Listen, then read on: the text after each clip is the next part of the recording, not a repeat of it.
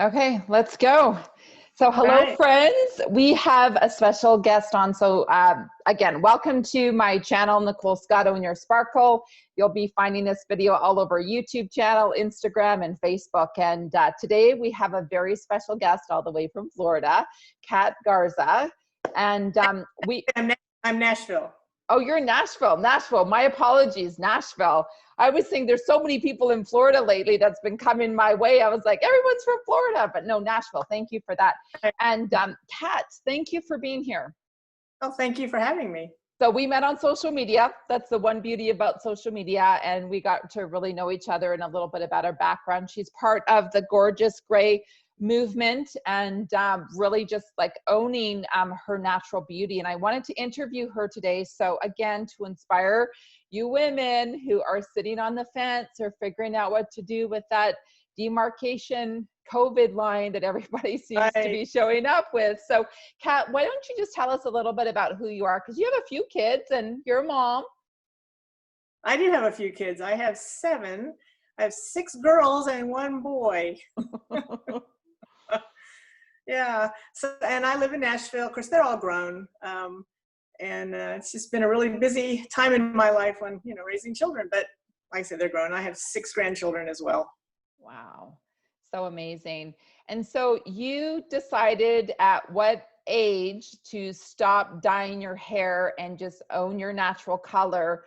Yeah, tell us about that. Like at what point in your life did you say no more? Well, I was about 9 years ago, because I'm 65 now, and I was about 57, 56, right in there. And what started it really was watching Cindy Joseph. She kind of entered the scene with modeling ads, and I thought, oh my goodness, who's that beautiful woman? First, I'd never seen a model that was older. All models were very young, and then her gorgeous gray hair. And I thought, I really want to do that. So I did a really short pixie cut, and back then I felt like I was on an island by myself. There wasn't anybody doing that except Cindy, who I'd seen. Yeah. So I went through a lot of stuff. I had to really dig deep because I was finding out who I was. It really was more about what was going on inside than it was on my hair. So yeah, it was quite a transition. And of course the grow out part was hard. If I had to do it over again, I probably, because it's so popular now, would leave my length and just have fun with it and, own it. Yeah, and own it, right? So yeah, right. So your decision then was to go pixie cut and then just grow it out again. Yeah. Right. And so do you want to dive in a little bit about the transformation, like what it meant for you to go through that? Do you want to go there with our audience? My life, oh gosh, I was thinking today, because I knew I was getting ready for this, I'm told now that I'm beautiful, but yet growing up, I never heard it. My mother was beautiful. My dad was handsome, but I think they were from a generation that, well, we don't want to give our kids, we don't want their heads to get too big or something. And I remember growing up thinking, I can't wait till I get married so I can have a husband that tells me I'm beautiful. Then I got into a relationship that was quite toxic, a lot of abuse, mostly emotional abuse. Got involved with some churches, things like that. I just surrounded myself with some toxic people. A lot of it was just my own choice. So when I made the decision to embrace my natural hair, a lot of it had to do with, I just want to be true to myself.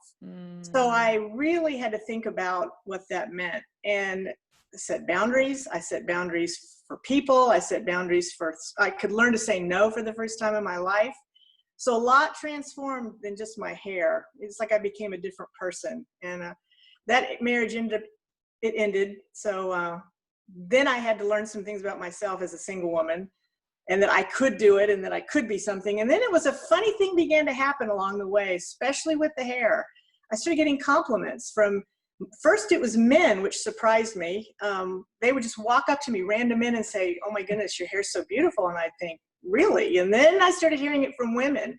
I wish I could do that. I wish I was brave enough to do that. And you're so beautiful. And do you model? And I used to think, what? Because I'd never heard those things before, ever. So a lot of things began to change. And then someone entered my life. His name is Bob. And he just bolstered me up and kept telling me things about myself that I'd never heard. And so it's just been a really fun last 10 years, I guess. Amazing. And so let's talk about modeling. People were asking you if you were a model. I would And say then no. what happened? Well, it was actually about a year ago, about this time, we were with some friends, and he looked across the table and said, "Why are you modeling?" And I'd never heard, I think, I keep hearing that, but me, so I thought, well, I'm just going to look into it locally. So I looked Nashville first, and I sent in some pictures, and the very next day they called me and said, "Would you please come in?" And they signed me that day. And so then from there, it was just earlier this year, January, actually, I reached out to an agency in Atlanta and went over and they signed me. So it's been fun. Wow, who would have ever thought, right? Right. As a woman, which is our biggest fear Gray of hair. what will we look like? Yeah, And gray here you hair. are with the modeling. Yeah. Yep. Amazing, and congratulations. Well, That's thanks. just incredible, right? I always say that magic happens outside of our comfort zone, and we don't Right. know what that will look like. But from what I have experienced in my life, and I teach my kids this all the time, we got to get uncomfortable and just watch the beauty unfold. And that's exactly what you did. Right.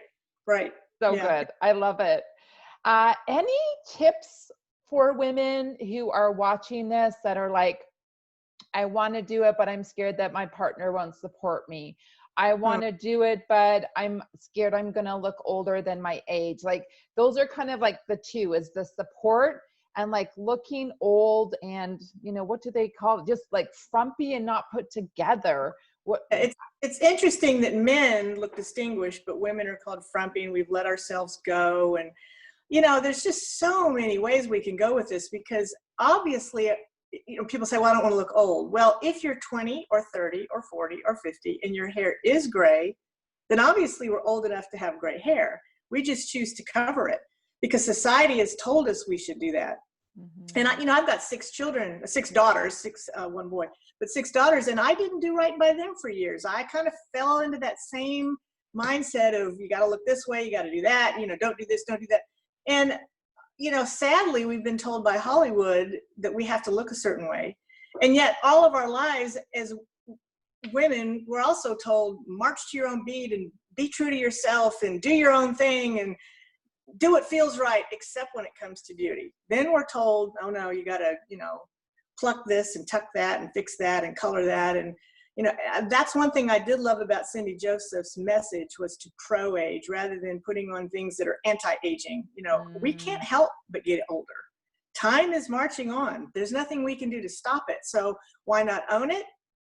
Wherever you are, whatever you have on your face, whatever blemishes you have, and just enjoy life and be true to yourself. So I'm on several Facebook groups of women who are transitioning, and over and over and over, they show their before and after picture. And I don't ever see anybody that looks older or worse. They usually look younger, brighter. They're smiling more. There's just something about the hair matching the face. It's just, I see it over and over again. Yeah. And what's fun is that all of our hair is going to be different. I know people are using see what their hair will look like. Yeah. And an app won't show you the depth of color and the different. Mine is even changing. In the many years, it was more salt and pepper, and it's getting lighter and brighter, and it's constantly changing. Yeah, for sure. Well, and the other thing too, that I'm a holistic nutritionist, and we've been talking back and forth because I know how far you go every day for your health. Can you talk about, because I think part of taking care of us in a more natural and organic way is, it's not just about getting rid of the hair dye, but it's about like taking care of our physical body.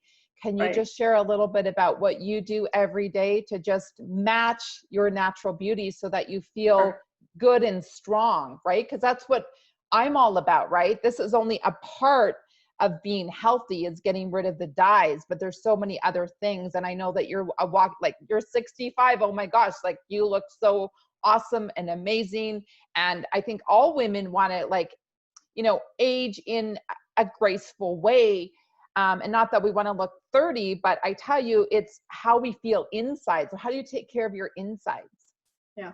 Well, back in the 70s when I was quite young, somebody gave me a cookbook because they knew I loved to cook. Cooking runs in my family. We just love it. My mother was a great cook, my grandmother, my great-grandmother. But it was a book about healthy eating and holistic eating, and I'd never seen that before. While my mother made everything homemade, there was still lots of processed flours and sugars and things like that because it was just homemade food. So my children have often teased me that I was like the original Earth Mom, because even back then I ate health food when everybody else was eating regular food, whatever that was. But Yeah. I tried for a long time to eat healthy, to Okay. cut out processed foods, lots of sugar, make a lot of things homemade. But even with that, when I was 44, so 1999, I had a seizure one night and had a massive brain tumor. It was the size of a man's fist. Wow. And that was quite shocking to me. How did I get that? I've been eating healthy all these years. It's just one of those things. But since that point, that was another process of me thinking, maybe I don't want dye on my hair. Of course, it took me a few years to get past that. Yeah. A little change in story though. Right after my brain tumor, I found out I was pregnant, and Wow.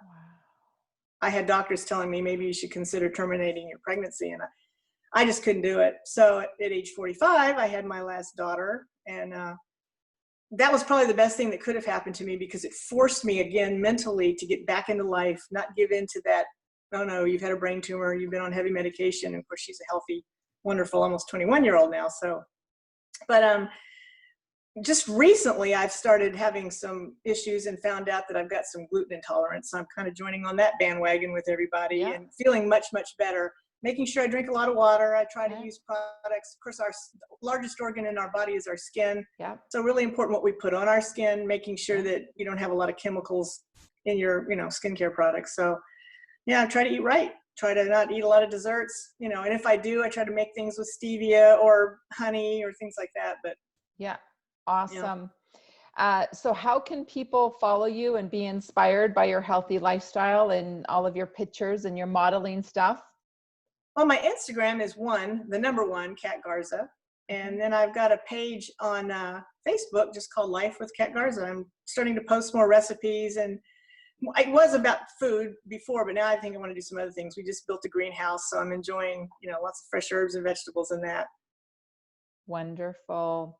Well, I want to thank you so much for your time. I love interviewing women. I think that more and more women need to come forward and share their story and give other women hope that, color of our hair does not define who we are Exactly. at all. And I love how we're changing the story so Right. that everybody can just be okay in their natural beauty. And yeah, I just want to say thank you for your time, and I can't wait to get this message out to the world.